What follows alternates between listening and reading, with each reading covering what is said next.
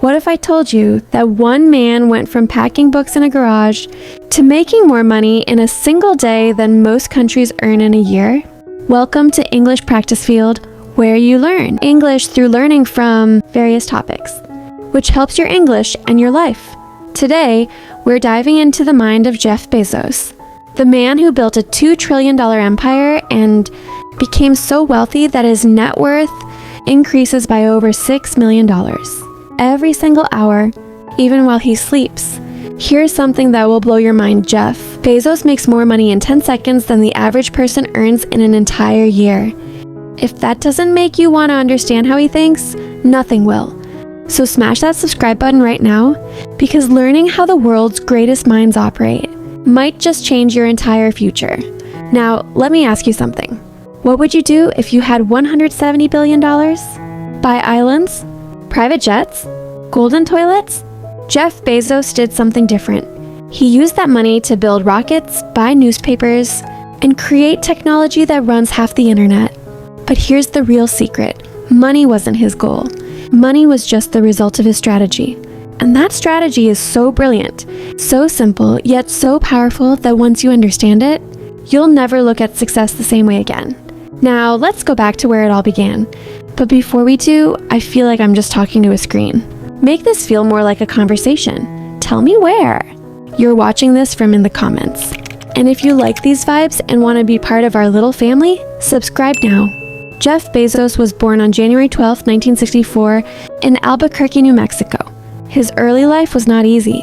His mother was a teenager when he was born, and his biological father left when Jeff was very young.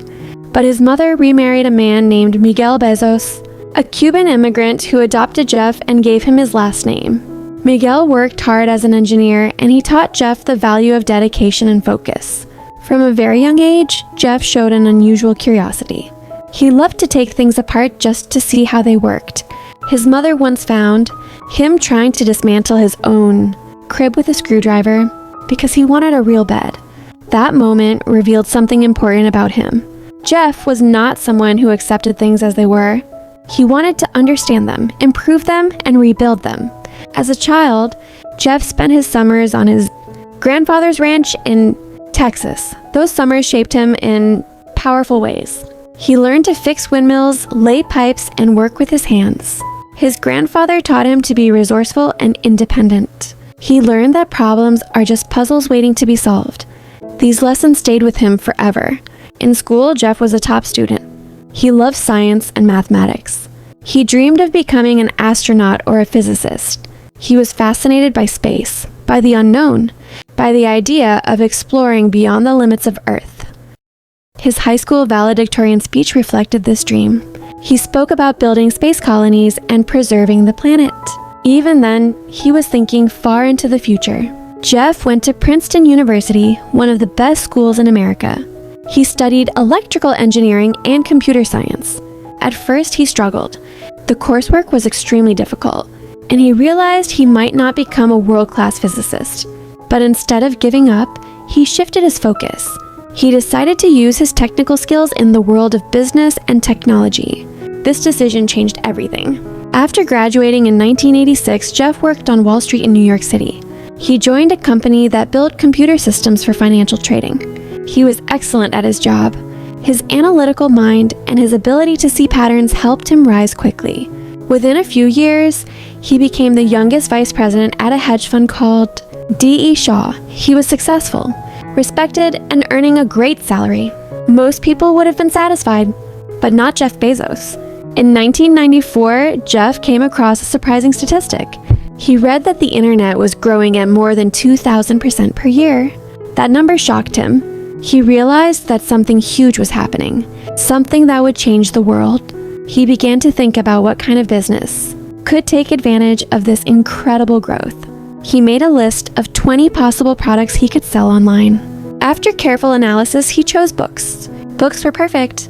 There were millions of titles, they were easy to ship, and no physical bookstore could stock them all. An online bookstore could offer something no traditional store could: unlimited selection. But leaving his job was not easy. He had a secure career, a bright future on Wall Street, and financial stability. His boss tried to convince him to stay, But Jeff used a mental tool he called the regret minimization framework. He imagined himself at 80 years old looking back on his life. He asked himself, would he regret leaving a safe job to chase a dream? Or would he regret never trying at all? The answer was clear. He would regret not trying. So he made his decision.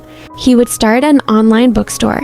Jeff and his wife, Mackenzie, packed their belongings and drove across the country to Seattle, Washington. Why Seattle? Because it was close to a major book distributor and because it had a growing tech community. On that drive, Jeff wrote the business plan for his new company. He didn't even have a name for it yet, but he had a vision. He wanted to build the largest bookstore in the world, not with walls and shelves, but with computers and the internet. He started the company in his garage. He used wooden doors as desks to save money. He and a small team of employees worked day and night writing code, packing books, and building the website. They named the company Amazon, after the largest river in the world, because Jeff wanted his store to be just as vast and powerful. The name symbolized scale, ambition, and endless possibility. Amazon officially launched in July 1995. At first, it was just a website selling books. But the response was incredible. Within the first month, Amazon sold books to customers in all 50 U.S. states and in 45 countries. There was no marketing budget, no advertising campaign. It spread by word of mouth. People loved the convenience, the selection, and the low prices. Jeff had created something people truly wanted, but success came with challenges. Amazon was growing faster than anyone expected. The garage became too small. They moved to a real office, then to a warehouse. Jeff and his team were working 16-hour days, packing boxes, answering emails, and fixing website problems. Growth was exciting, but it was also exhausting. Despite the chaos, Jeff never lost sight of his long-term vision. He wasn't just building a bookstore. He was building a company that could sell anything to anyone, anywhere. He famously said that Amazon should be the most customer-focused company on earth. Every decision he made started with one question: what is best for the customer? This philosophy guided everything. Amazon introduced customer reviews, something no other retailer had done before. People thought it was risky. Why would you let customers criticize your products? But Jeff believed in transparency. He trusted that honest reviews would build trust, and trust would bring customers back. He was right. In the late 1990s, the internet boom was in full swing. Investors were pouring money into any company with a website. Amazon went public in 1997 and its stock price soared. Jeff became a multimillionaire almost overnight, but he remained focused. While other internet companies were spending wildly and celebrating, Jeff was reinvesting every dollar back into Amazon. He built more warehouses, hired more engineers, and expanded the product catalog beyond books. By 1998, Amazon was selling music, movies, and electronics. By 1999, it was selling toys, tools, and home goods. Jeff's vision was becoming real. Amazon was no longer a bookstore. It was becoming everything's store. But this rapid expansion worried investors. Amazon was spending enormous amounts of money and not making any profit. The stock price began to fall. Critics called Amazon a bubble. They said it would collapse like so many other internet companies. Then came the year 2000. The dot-com bubble burst. Hundreds of internet companies went bankrupt. The stock market crashed. Amazon stock fell by more than 80%. People said Jeff Bezos had failed. Magazines published articles predicting Amazon's downfall. Employees were scared. Investors were angry. The pressure was unbearable. But Jeff did not panic. He believed in his strategy. He believed that if Amazon kept focusing on customers, kept lowering prices, and kept improving delivery, the company would survive. He told his team to ignore the noise and keep building.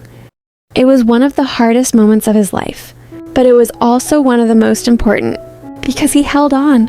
And slowly, Amazon began to prove the critics wrong. The company started making money.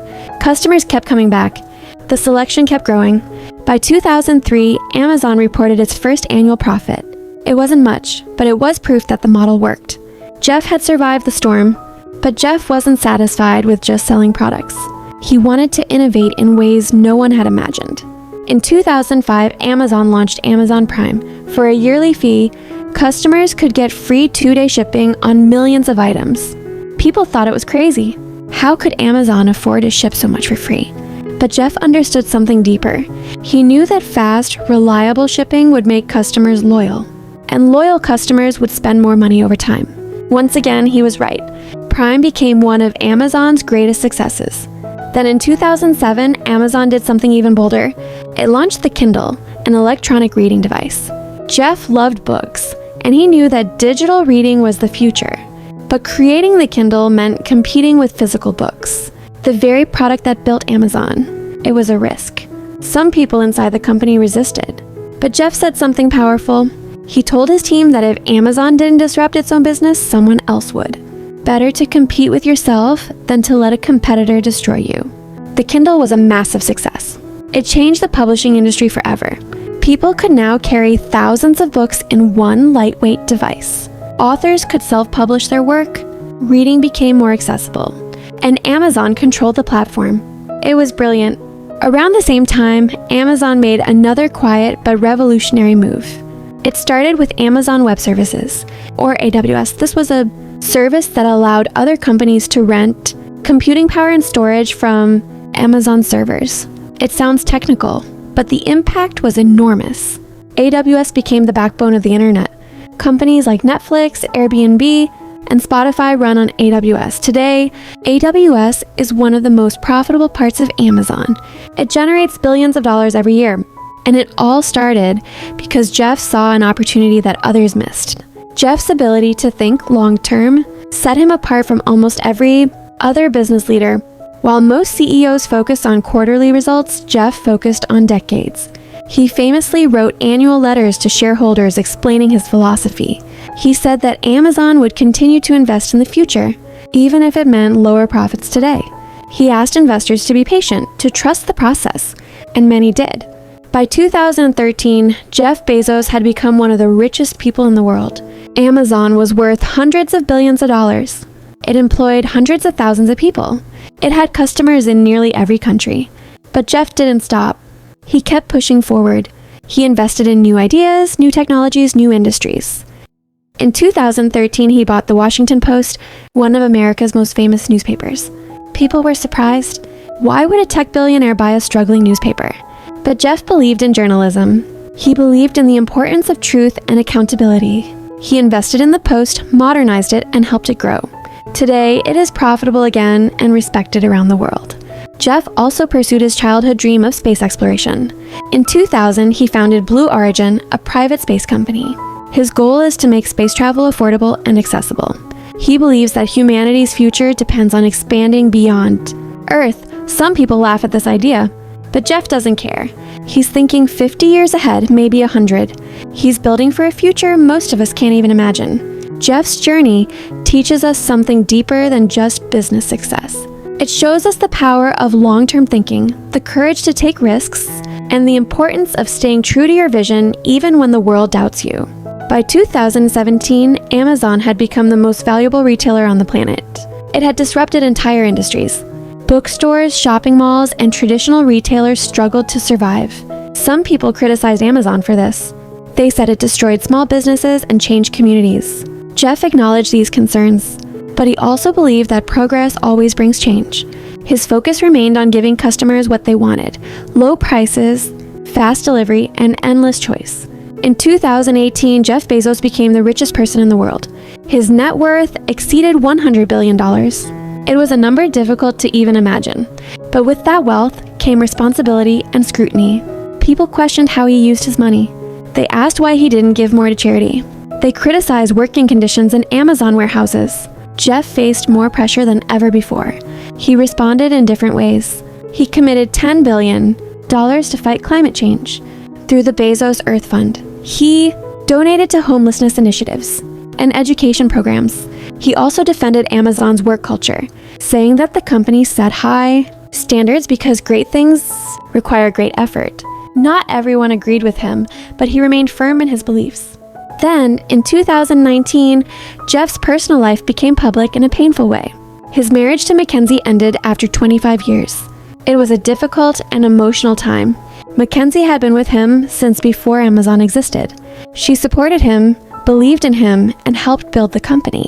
The divorce was one of the most expensive in history.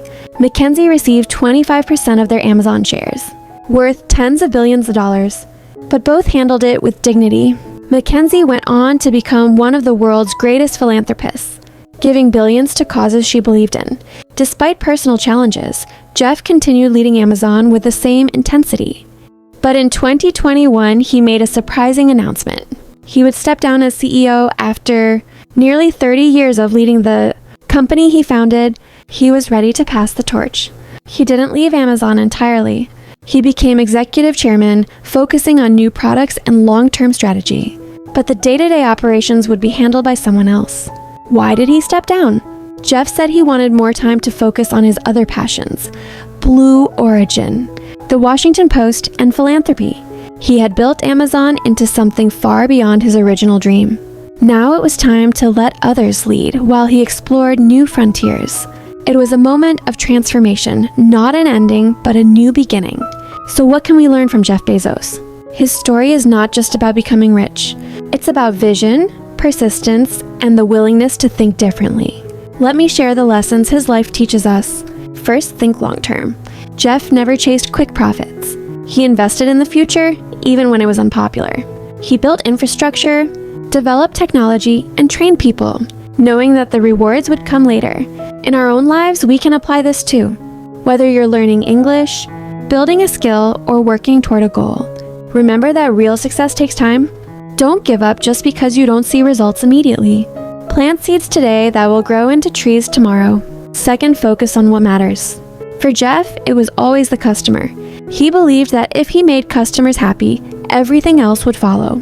In your life, identify what truly matters to you. Is it your family, your health, your education, your dreams? Once you know what matters, let that guide every decision you make.